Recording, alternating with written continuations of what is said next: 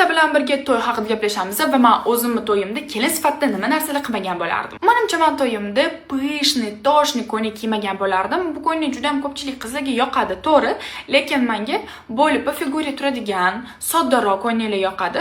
Va qanaqadir yana mening xayolimda shunaqa narsa bor. Pishni ko'ylak kiyganingizda, yoningizda partnyoringiz yaqin tursa sizga ko'ylagingizni qisib qo'yadi va ko'ylagingiz chetdan juda ham xunuk ko'rinadi. Lekin agar yopishib turadigan va figuraroq kiysangiz, qanaqadir birga ketayotganingizda ham u juda ham chiroyli ko'rinadi. Ikkinchisi, men to'yimda qanaqadir ko'p makiyaj qilish xohlamagan bo'lardim. Strelkalar chizib, qanaqadir temni ranglar ishlatib, o'zimning yoshimga yosh qo'shib qo'yishni xohlamagan bo'lardim. Juda ham tabiiy, lekin to'yni oxirigacha turadigan makiyaj qilgan bo'lardim. Keyingisi juda ham ko'p kelinlarda ko'rganman, tepadan puchuk qilib qo'yishadi va bu ularning yoshiga yosh qo'shadi.